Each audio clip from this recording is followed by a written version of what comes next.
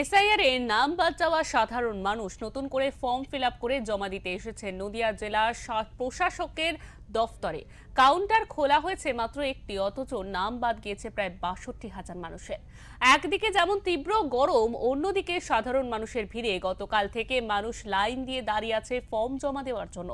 জেলা শাসকদের দফতরে প্রান্ত থেকে এই প্রান্ত থেকে ওই প্রান্ত শুধু মানুষ আর মানুষ। যদিও পরিস্থিতি সামাল দিতে ঘটনাস্থলে রয়েছে কৃষ্ণনগর কোতোয়ালি থানার পুলিশ।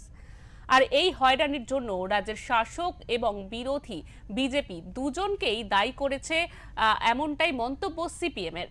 তাদের দাবি, সাধারণ মানুষের জন্য আরো বেশি সংখ্যক কাউন্টার খোলা প্রয়োজন ছিল।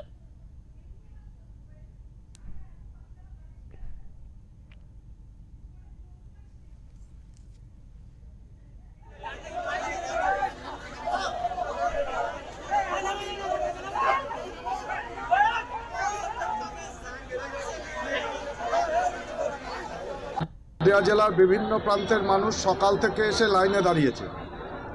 এই মানুষগুলো হচ্ছে আসলে গরিব প্রান্তিক মানুষ। এই যে হয়রানি হচ্ছে, এই হয়রানির যে দায়িত্ব সেটা আমরা সাধারণ চোখে দেখতে পাচ্ছি নির্বাচন কমিশন, কিন্তু আসলে এর পেছনে আরএসএস বিজেপির যে পরিকল্পনা ছিল, সেই পরিকল্পনার কারণেই নির্বাচন কমিশন কার্যত আরএসএস বিজেপির নির্দেশে পরিচালিত হচ্ছে এবং বেছে বেছে গরিব প্রান্তিক মানুষগুলোকে হয়রানি করছেন।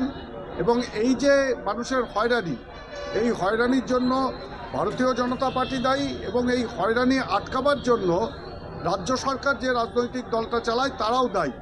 এই দুটো রাজনৈতিক দলের মধ্যে যে গোপন বোঝাপড়া, সেই গোপন বোঝাপড়ার ফল ভুগতে হচ্ছে সাধারণ মানুষকে হয়রানির শিকার হতে হচ্ছে।